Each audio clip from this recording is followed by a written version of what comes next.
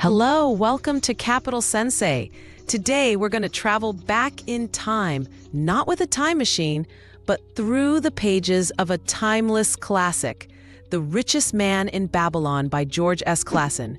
We'll dissect the core lessons from this masterpiece, exploring the 7 cures for a lean purse and the 5 laws of gold. This isn't just a book summary, it's a deep dive into ancient financial wisdom that is frankly more relevant today than ever before. We'll translate these ancient parables into practical modern-day actions you can take to build your own wealth.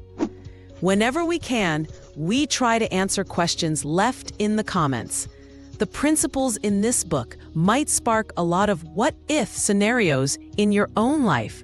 So please, feel free to comment with your questions, share your financial struggles or successes, and connect with others. Building a community where we can learn from each other is just as valuable as any single piece of advice.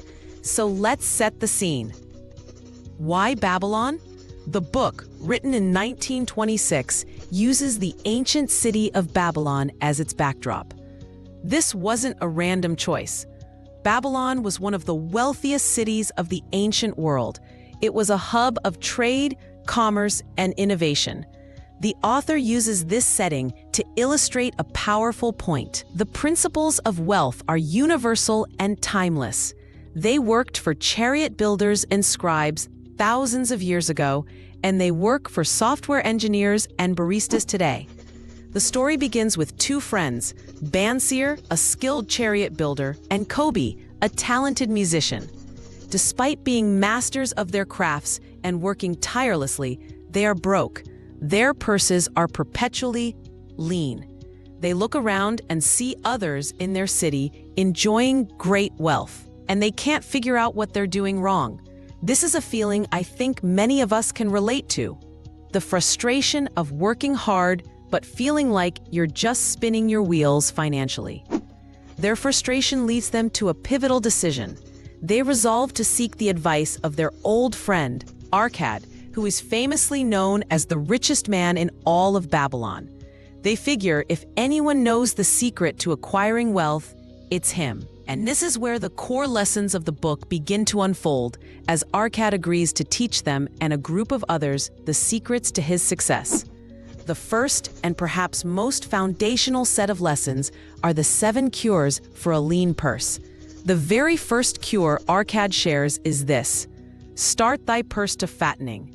In modern terms, this is the non-negotiable rule to pay yourself first.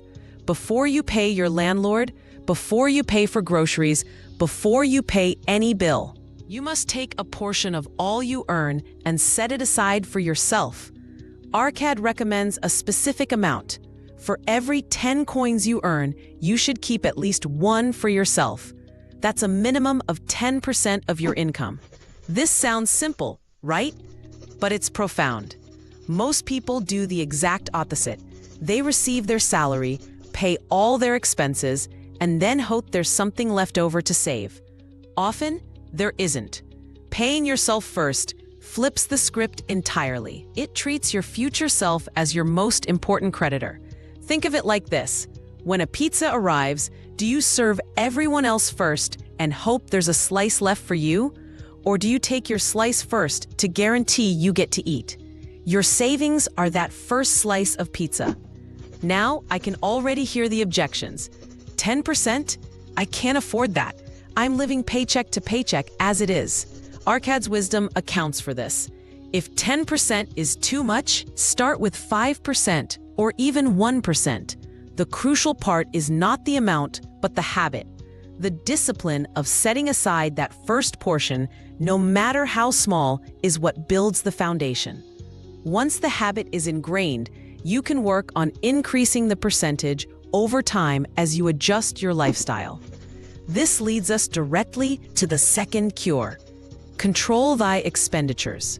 It's one thing to set aside 10% of your income, but if you're overspending the other 90%, you're still in trouble. This is about creating a budget. Arad explains that we all have more desires than our earnings can satisfy. This is a fundamental economic truth. He advises his students to list all their expenses and separate their necessary expenses from their desires. Don't confuse the two. Food, shelter, and essential clothing are necessary. That daily $5 artisanal coffee, the latest smartphone upgrade, or the subscription service you barely use, those are desires. The goal isn't to live a life of miserable deprivation. It's to become conscious of where your money is going. Think of your income as a river flowing into a reservoir. Your budget is the dam. If the dam has countless little cracks, those small, thoughtless purchases, your reservoir will never fill, no matter how mighty the river. Budgeting is the process of identifying and sealing those cracks. Once you know where your money is going, you can make deliberate choices. You can decide which desires are truly worth the cost and which ones are simply holding you back from your bigger financial goals. This control over your 90% is what makes saving the 10% possible and sustainable. It's the essential partnership to the first cure. So, you started paying yourself first, and you've got your spending under control. You now have a growing pot of gold, a fattening purse. What do you do with it? This is where the magic really begins. The third cure is make thy gold multiply. Your saved money cannot just sit there. Idle money is like a lazy servant. It does nothing for you. You must put it to work. You need to make your money have babies. In the 21st century, we call this investing. Arad describes each saved coin as a slave that can work for you. And the earnings from that slave, the interest or returns, can also work for you. And their earnings can work for you, and so on. This is the beautiful, powerful concept of compound interest. It's your money generating more money, which in turn generates even more money. It's a snowball of wealth rolling downhill, getting bigger and bigger all by itself. Imagine you have a flock of 100 sheep. If you just keep them in a pen, you'll always have 100 sheep. But if you allow them to breed, soon you'll have 150, then 200, then 500. Your wealth, your flock, grows exponentially. This is what investing does. Whether it's in stocks, bonds, real estate, or a business, the goal is to turn your saved capital into an army of workers that are earning for you, even while you sleep. This concept of making your money work for you is exciting, but it also comes with a serious warning, which brings us to the fourth cure: guard thy treasures from loss. As your pot of gold grows, it will attract attention, both from legitimate opportunities and from dangerous risks. Arad is adamant about protecting your principal, the original sum of money you've saved. Losing it is a catastrophic setback. How do you guard it? The first principle is to invest only where your principal is safe and where it may be reclaimed if desired. The second, and more crucial principle, is to seek the counsel of those who are wise in the handling of money. Don't take financial advice from a bricklayer about jewels, he warns. In modern terms, this means doing your due diligence. Don't invest in a business you don't understand. Don't fall for get-rich-quick schemes that promise impossibly high returns. If an opportunity sounds too good to be true, it almost certainly is. Think about it. Would you hire a baker to perform surgery on you? Of course not. You'd seek out a trained, experienced surgeon. The same logic must apply to your money. Before you entrust your hard-earned capital to any venture, consult with experts, study the risks, and prioritize the preservation of your initial investment above all else. A small, steady return is infinitely better than a large, risky bet that could wipe you out. The fifth cure might seem a bit dated at first glance, but its underlying principle is as solid as ever. The cure is, make of thy dwelling a profitable investment. In Arad's time, this meant owning your own home. He argued that paying rent to a landlord meant you were giving away a significant portion of your earnings, with no long-term benefit.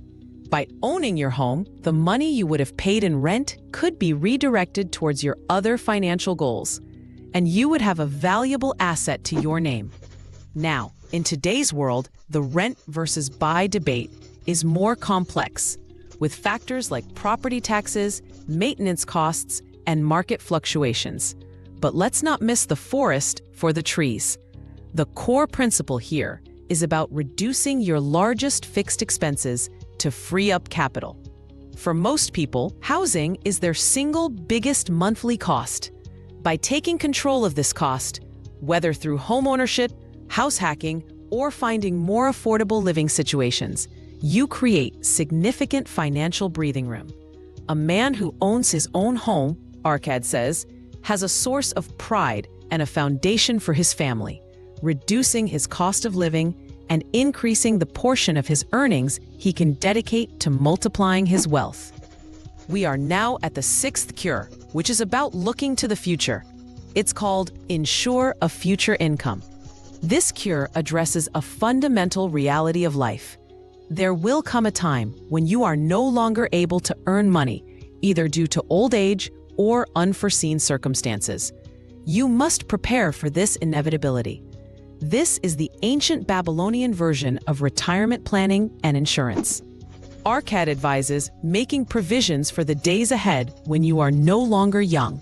This could be through lending money at interest, buying lands and properties that will provide a steady stream of rental income, or any investment that will continue to pay you long after you've stopped working. Today, we have more sophisticated tools for this. Retirement accounts like a 401k or an individual retirement account, annuities, and various forms of insurance like life insurance and disability insurance.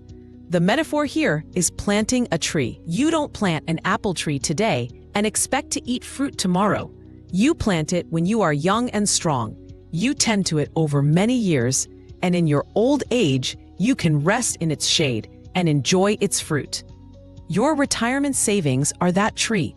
Every dollar you invest for the future is a seed you plant today. This cure is about foresight and responsibility to your future self. The seventh and final cure for a lean purse is perhaps the most empowering of all.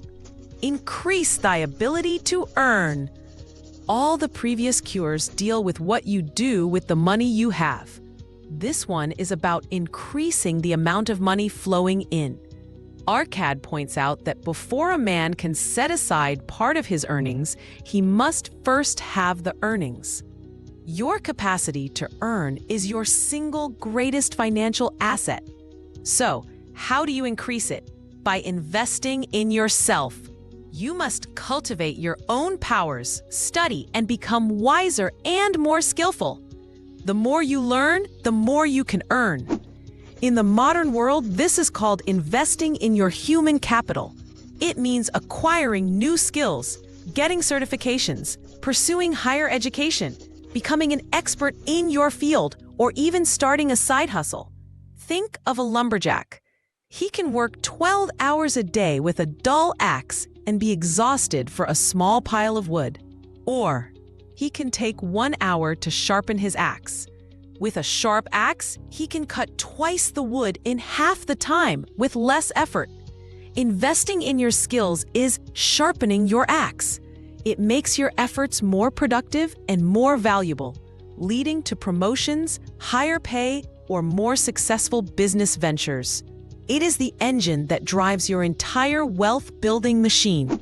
So there you have it, the 7 cures for a lean purse. 1. Pay yourself first. 2. Control your spending through a budget. 3. Make your money multiply through investing. 4. Guard your principal from loss. 5. Make your home a profitable investment by controlling housing costs. 6. Ensure a future income for your old age. And 7. Constantly increase your ability to earn. These 7 steps form a complete, holistic plan for achieving financial independence. But Arad's wisdom doesn't stop there. After explaining the how-to of building wealth, he shares the 5 laws of gold. These are not so much actions as they are timeless principles that govern how money behaves. They are the universal physics of wealth. Understanding them is crucial for long-term success. The first law of gold states, "Gold cometh gladly and in increasing quantity to any man who will put by not less than 1/10 of his earnings to create an estate for his future and that of his family." This is a restatement of the first cure, but framed as a law of nature. It's saying that wealth is naturally attracted to the disciplined saver. It's a universal principle. If you consistently save, your wealth will consistently grow. It's an inevitability, like gravity.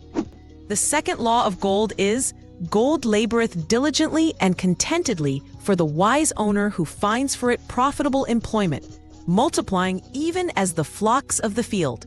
This law reinforces the third cure, investing. Money isn't meant to be hoarded under a mattress. It's meant to be put to work.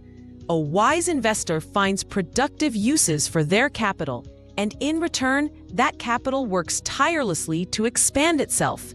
Wealth respects a good manager and rewards them with growth. The third law of gold offers a layer of protection. It says, "Gold clingeth to the protection of the cautious owner who invests it under the advice of men wise in its handling." This echoes the fourth cure about guarding your treasures. This law highlights that capital is loyal.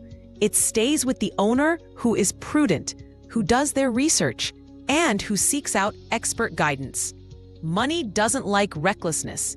It prefers a safe harbor managed by a skilled captain. The fourth law of gold is the inverse of the third, and it's a stark warning. Gold slippeth away from the man who invests it in businesses or purposes with which he is not familiar or which are not approved by those skilled in its keep. This is the law that sinks so many aspiring investors. If you invest in something you don't understand, whether it's a friend's risky startup, a complex financial derivative, or the latest cryptocurrency fad you read about online, you are violating this law. Money will abandon the uninformed investor. Think of it this way. Money is a shy creature. It's scared of unfamiliar territory. When you force it into a situation you don't understand, it gets frightened and runs away. Stick to your circle of competence, or invest alongside those who have a proven track record of competence in a particular area. Finally, we have the fifth law of gold, the ultimate warning against greed and impatience. Gold flees the man who would force it to impossible earnings, or who followeth the alluring advice of tricksters and schemers, or who trusts it to his own inexperience and romantic desires in investment. This law targets get-rich-quick schemes, scams, and overly optimistic emotional investing. Any investment promising impossible returns, say doubling your money in a month with no risk, is a trap. It's designed to appeal to our greed and impatience. Wealth building is a marathon, not a sprint. The fifth law is clear.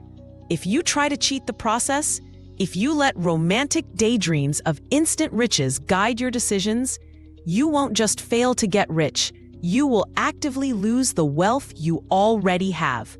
Gold will flee from you.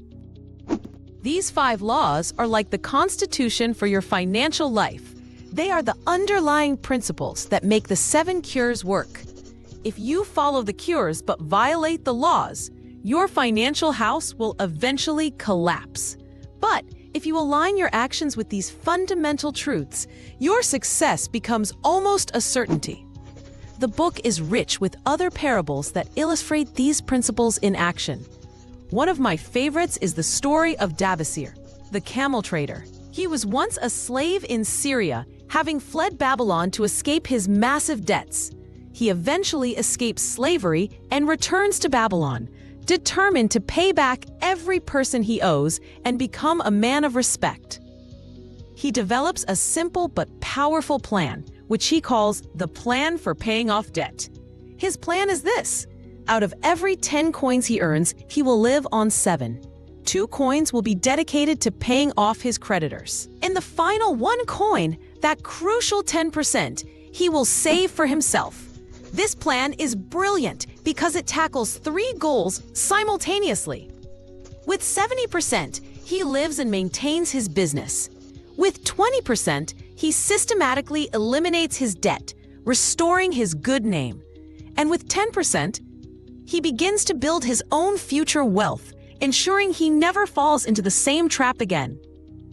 This story is incredibly powerful for anyone feeling crushed by debt. It shows that there is always a way out, and it requires a concrete plan and unwavering discipline. It's not about just throwing random amounts of money at your debt when you can. It's about a systematic, proportional approach that allows you to pay your past, live in the present, and invest for your future, all at the same time. Another important concept that weaves its way through the book is the idea of luck. Many of the characters, especially at the beginning, bemoan their bad luck. But Arad reframes this completely. He tells a story about how good luck is not a random event that happens to people. Instead, good luck is the result of preparation meeting opportunity. Procrastination, he argues, is the greatest enemy of good luck. The person who hesitates, who says, "I'll start saving next month," or "I'll look into that investment later," is actively shunning good luck. Opportunity is a fleeting goddess who doesn't wait for the unprepared.